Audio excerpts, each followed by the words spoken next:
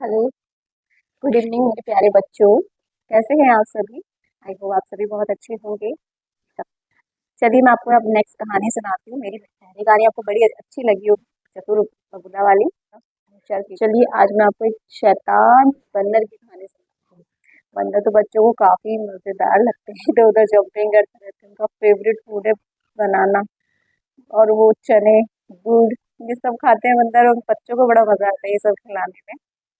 तो चलिए आज मैं आपको शैतान बंदर की कहानी सुनाने जा रही हूँ।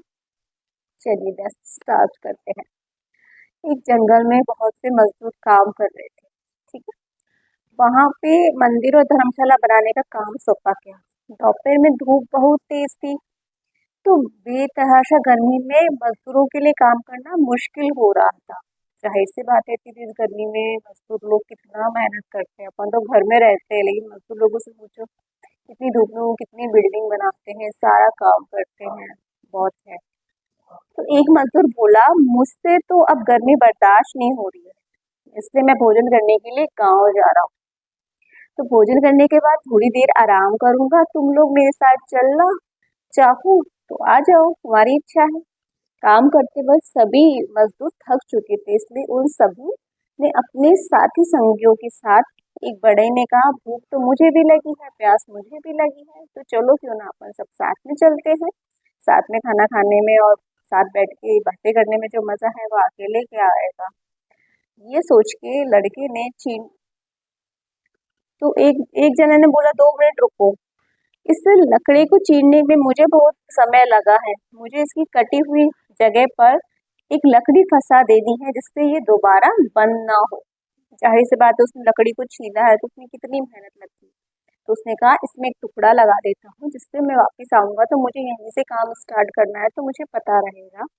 तो वो मजदूर बोला दूसरे मजदूर से, तो मजदूर ने भी कहा ठीक है। ये कहते हुए मैं मजदूर कचरे के चीरे हुए लकड़ी के चीरे हुए सिरों से बीच पर लकड़ी का एक छोटा सा टुकड़ा फंसा देता है, जिससे वो भोजन करने के लिए गांव चले जाते हैं। थोड़ी देर बाद वहां बंदरों का झुंड आ जाता है। बंदर तो झुंड में ही रहते हैं, इतनी शैतानी करते हैं ना कि पूछो मत। उस झुंड आया और वहां पहुंचा। बड़े ने औजार औजार आदि छोड़ गए थे। वहीं पहुंचने मंदिर मंदिर तो खुरापात होते हैं। उनको कोई सामान दिख जाए तो उसका यूज ऐसे करते हैं कि पूछो मत। कभी घर पे आ जाएंगे तो फ्रीज खोल जाएंगे, कोई सामान उनके हाथ लग गया तो उसको यूज करके ही वो देखते हैं मंकी बंदर जो है। तो औजार उनके हाथ लग गए, तो बंदरों ने उसको खुरापात शुरू कर दी।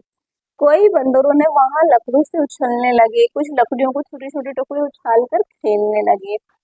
तो एक बंदर ने वहां एक औजार का बोरा पलट दिया, तो सारे औजार जमीन पर बिखर गए। एक बंदर कुल्हाड़ा उठाकर एक लकड़ी को मारने लगा।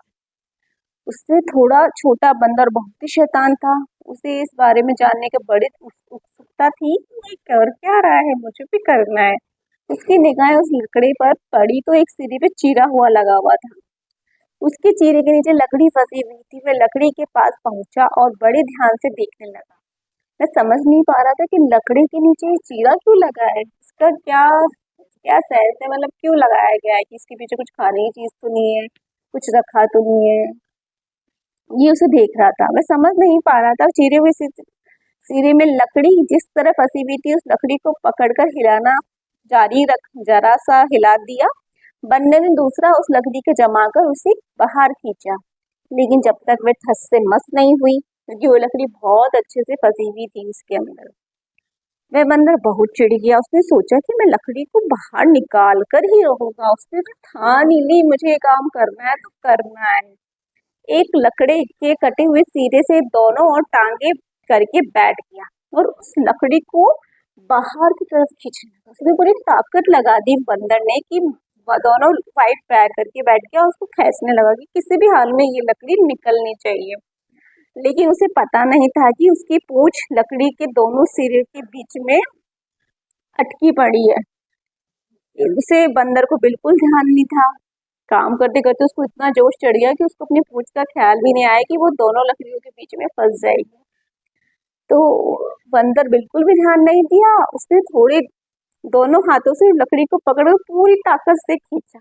एक झटके के साथ लकड़ी बाहर तो आ गई, लेकिन दूसरी ओर उसके हिस्से चिपक गए।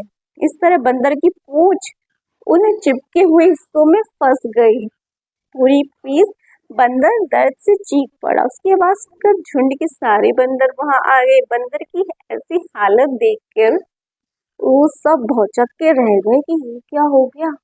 ये तो लकड़ी से चीर-फाड़ करने गया था, यहाँ इसकी पूंछ ही फंस गई। ये क्या हुआ? बंदर की पूंछ फंसने के बाद उन बंदर को पकड़ के उसने खींचना स्टार्ट किया, लेकिन पूंछ बाहर नहीं आई।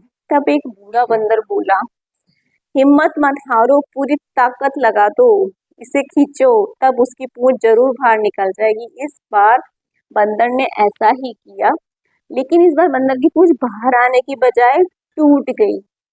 अपनी शैतानी की जगह अंदर की वजह से बंदर अपनी पूंछ गंवानी पड़ी।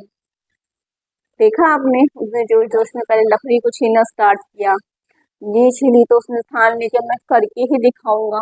फिर एंड में चलो लकड़ी भी के भी दो सिरे हो गए, कुछ मिला नहीं। उसकी पूंछ उसमें फंस गई, लेकिन उसने बिल्कुल भी अपनी बुद्धि का यूज नहीं किया। इस कहानी का मॉरल ऑफ द स्टोरी है, वह काम कभी मत करो जो तुम नहीं जानते हो। वह काम कभी मत करो जो तुम नहीं जानते हो। बिना राय, बिना समझदारी के कोई भी काम करने पे वो नुकसान ही होता है। तो चलिए, आज की कहानी अगर आपको अच्छी लगी हो तो लाइक कीजिएगा।